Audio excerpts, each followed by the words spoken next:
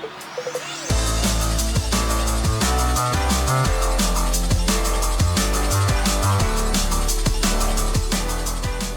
SkyTech Simulator is awesome for both the beginner and the advanced rider.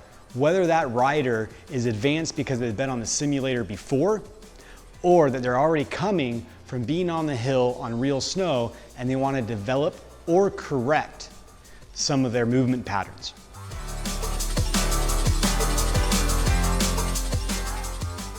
One of the easiest drills that we can set for a student is to have a set amount of turns. So it could be large turns, medium turns, short turns,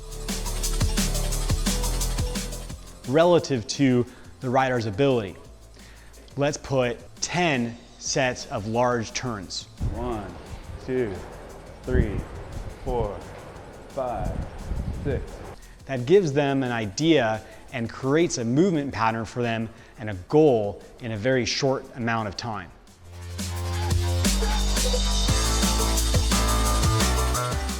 If an advanced rider can dictate their turn shape like you can with sets of turns, then we can move into, say, funnel turns, where you would start with the largest radius turns that you can make using the whole track of the simulator, and then slowly and slowly each turn make a smaller and smaller turn until the rider is making the shortest possible turn, creating a funnel.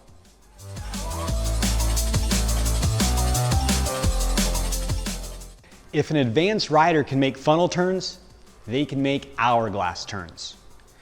Start the same way with funnel turns, and as the rider creates the shortest turn they can, you then have them start making larger and larger turns once again until they're using the whole track of the simulator, creating an hourglass effect from their first turn to their smallest turn to their biggest turn again.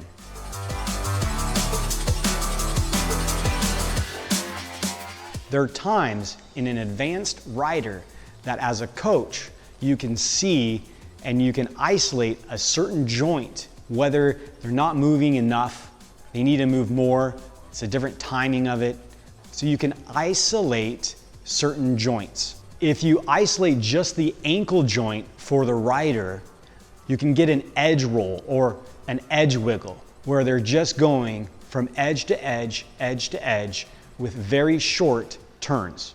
During these short turns, the only active joint is going to be the ankle joint. So you can really isolate whether or not that student is making that movement you want them to at the time, at the intensity, at the duration, or maybe they're not making that joint move.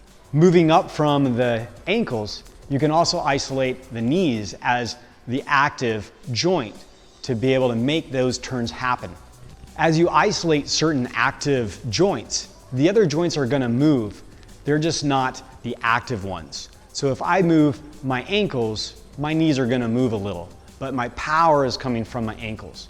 Such as if I use my knees as the primary source of being able to flex or extend, my ankles and my hips are going to move. They're not the active. So as the coach, you can look at your student and really isolate which active joint is moving, even all the way up to the hips.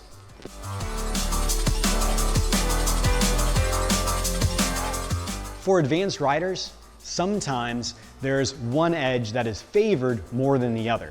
Maybe a rider likes to hang on to their heel edge longer than their toe edge, or vice versa. Well, you can put a drill in for that student and isolate that and actually reverse it. So that way, you're making the student that loves the heel edge only spend a little bit of time on the heel, more time on the toes. So in real world situations, we have times where we're not going to make the same size turn from toe to heel. So Josh, what we want you to do is make different size toe and heel turns in a way that's going to move you across the simulator. So starting on the left side, you're going to make a bigger heel side turn. Nice.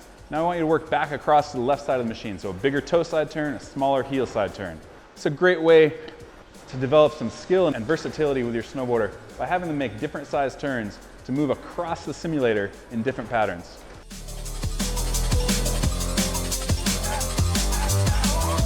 For any level of rider, we'd love for the power and movement to come from the lower body and have the upper body be nice and complementary. It's not the case all the time. Sometimes some of our habits get in the way and we'll move our upper body, and the reason why is that we're not making efficient or effective movements in the lower body. So what you can do as the coach is you can isolate the upper body from the lower body. You can see the deficiency that's going on, and if the upper body is moving more than needed, it's showing you that there's a deficiency in the lower body. So Josh, you were using your hands a lot in that last section. So what I want you to do this time is grab onto your pants right at your hips, yep, right in the pockets there, and really focus on moving that lower body. It's a good way to help that rider that's got their arms all over the place. We just want to help them find that nice, quiet, stable upper body, focusing on the movements coming out of the legs. So another great way to do this is using a bar or a pole to hold that behind their back and just hold on to the bar as they're making these turns. There's all kinds of things you can do with props like this, whether it's a ball, a basketball, a big yoga ball, or just moving the bar to other positions, holding it out in front of him, and focusing on keeping that bar nice and steady and flat while he's moving his board and body underneath it.